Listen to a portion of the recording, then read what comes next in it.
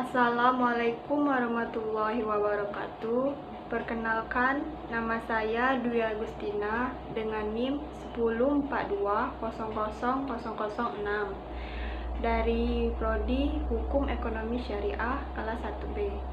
Baiklah, di sini saya Dwi Agustina akan mengerjakan soal UAS dari Bapak Z Haryanto yang berbeda sendiri, yaitu menggunakan video.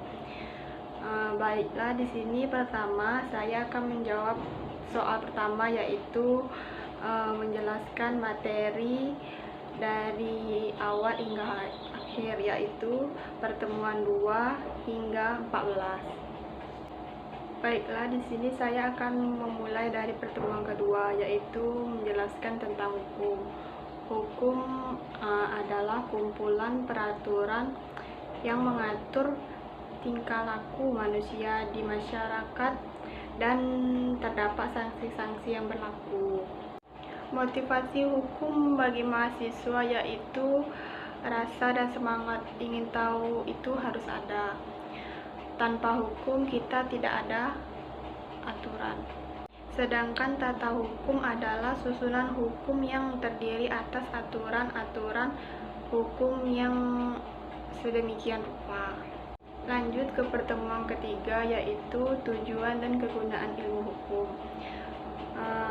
Pertama, kegunaan dan kedudukan fungsi pengantar ilmu hukum.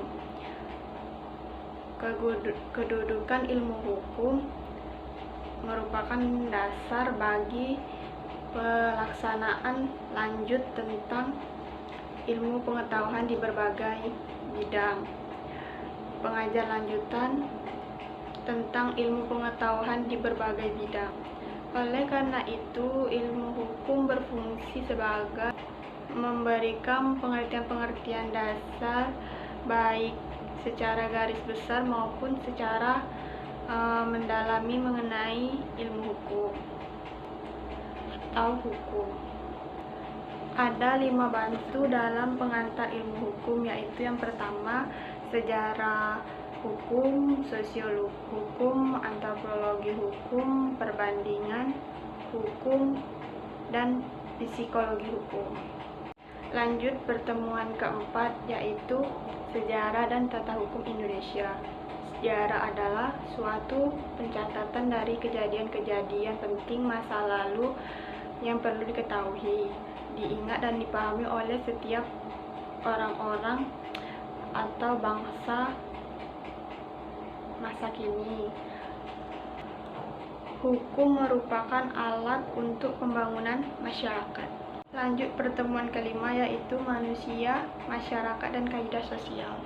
Manusia sebagai makhluk monodualistik adalah manusia selain sebagai makhluk individu mempunyai kemampuan jiwa yang menyadari manusia juga sebagai makhluk sosial tidak dapat dipisahkan dari masyarakat-masyarakatnya. Lanjut judul kedua, yaitu masyarakat dan lembaga masyarakat atau kaidah sosial. Yang pertama, ada unsur masyarakat, contohnya seperti manusia yang hidup bersama, berkumpulan dan bekerja sama untuk waktu yang lama, merupakan satu kesatuan, merupakan satu sistem hidup bersama. Yang kedua, yaitu kaidah norma sosial, terbagi menjadi 2, yaitu kaidah yang mengatur kehidupan pribadi manusia. Yang kedua, kaidah yang mengatur kehidupan antara manusia atau pribadi. Pertemuan keenam, yaitu judul yang pertama, pengertian, unsur, dan sifat-sifat hukum. Yang pertama, ada hukum dalam arti sikap tindak. Yang kedua, ada hukum dalam arti sistem kaidah. Yang ketiga, ada hukum dalam arti jalinan nilai. Yang keempat, hukum dalam arti tata hukum. Yang kelima, hukum dalam arti disiplin hukum atau gejala sosial. Lanjut pertemuan ketujuh, yaitu tujuan, fungsi, dan sumber-sumber hukum. Tujuan menurut Moorhead Dontip, yaitu hukum adalah semata-mata untuk menciptakan Kepastian hukum. Arti kepastian hukum di sini adalah adanya melegalkan kepastian hak dan kewajiban. Usaha mewujudkan perboyaman ini termasuk di dalam diantaranya yang pertama mewujudkan kedamaian sejati, 2. mewujudkan kesejahteraan seluruh rakyat, ketiga mewujudkan kesejahteraan dan keperaturan. Fungsi hukum sebagai sarana untuk menyelesaikan pertingkahan, contoh kasus kaidah. Pertemuan ke-9 yaitu sumber-sumber hukum. Pengertian sumber hukum, segala atau tata cara hukum yang menimbulkan aturan-aturan yang mempunyai kekuatan meningkat bersifat makna atau memaksa. Macam-macam sumber hukum ada 2, yaitu sumber hukum material dan sumber hukum formal. Pertemuan ke-10 yaitu pengertian dasar atau konsep dalam hukum. Pengertian subjek hukum yaitu segala sesuatu yang dapat mempunyai hak dan kewajiban menurut hukum.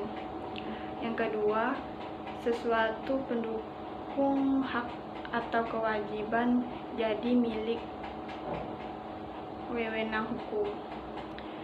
Yang kedua yaitu badan hukum. Badan hukum terbagi menjadi 2, yaitu badan hukum yang pertama badan hukum publik, yaitu badan hukum yang didirikan oleh pemerintah negara yang lapangan pekerjaannya adalah untuk kepentingan umum. Yang kedua yaitu badan hukum privat. Badan hukum privat ialah badan hukum yang bentuk dan susunannya diatur oleh hukum privat tersebut. Pertemuan 11 yaitu tentang objek hukum. Pengertian objek hukum adalah segala sesuatu yang berguna bagi subjek hukum yang dapat menjadi pokok suatu hubungan umum atau hukum, karena hal itu dapat dikuasai oleh subjek hukum. Lanjut ke pertemuan 12 yaitu menjelaskan tentang hak dan kewajiban. Hak adalah izin dan wewenang yang diberikan oleh hukum terdapat pada subjek hukum. Hukum dibedakan menjadi 2, yaitu hukum mutlak dan hukum nisbi. Yang pertama, hukum mutlak. Hukum mutlak ialah hak yang memberikan wewenang kepada seseorang untuk melakukan sesuatu perbedaan atau perbuatan. Hak mutlak dapat dibedakan menjadi 3 golongan, yaitu pertama hak asasi manusia atau HAM, yang kedua hak publik mutlak, yang ketiga hak keperdataan. Yang kedua, hak nisbi. Hak nisbi adalah hak yang memberikan wewenang kepada seseorang tertentu atau beberapa orang tertentu untuk menuntut agar supaya seseorang atau beberapa orang lain tertentu memberikan sesuatu. Yang kedua judulnya kewajiban. Kewajiban adalah suatu beban yang ditanggung oleh seseorang yang bersifat kontraktual. Hak dan kewajiban itu timbul apabila terjadinya hubungan antara dua pihak yang berdasarkan pada kontrak atau perjanjian. Pertemuan 13 yaitu yang berjudul peristiwa atau hubungan dan akibat hukum. Pengertian peristiwa hukum ialah peristiwa-peristiwa kemasyarakatan yang timbul dari hubungan anggota masyarakat yang oleh hukum itu diberikan akibat-akibat hukum.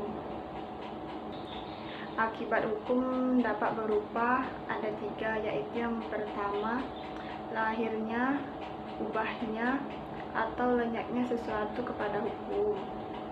Yang kedua lahirnya, ubahnya, atau lenyapnya sesuatu hubungan hukum.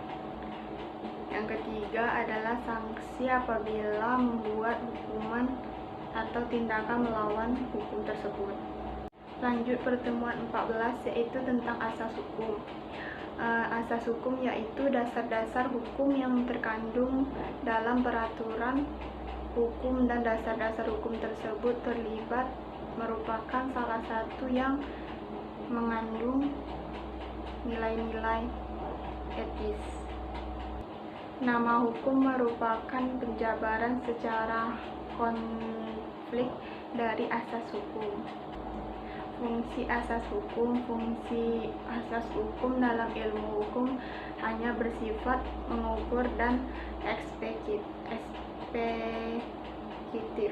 Lanjut soal kedua yaitu mengkritik dan memberi saran ke dosen pengampu atau pembimbing yaitu Bapak Z. Haryanto. Baiklah, di sini Dwi akan mengkritik Bapak Z. Haryanto yang telah mengajar Dwi selama ini. Bapak Z suka marah jika ada yang melakukan kesalahan, dan terkadang mahasiswanya itu jarang merespon di grup. Jadi Bapak tuh sering marah. Orang tuh kayak yang lain-lain juga tuh kadang nggak ngerespon tuh, padahal nggak tahu, bukan bertanya tapi malah diam be. Itulah kadang Bapak tuh marah. Disitulah sebab Bapak tuh marah, karena mahasiswinya dulu yang membuat ulah.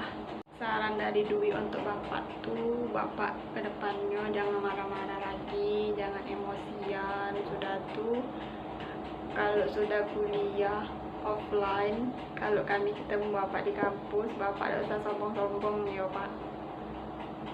Kami juga bakal ingat kebaikan Bapak yang sudah ingati kalau tugas kami belum dikumpul, padahal sudah ngumpul, lupa ngumpul di e-learning be. Walaupun ngasih tahu ya sambil marah-marah, tapi makasih udah dikasih tahu Pak.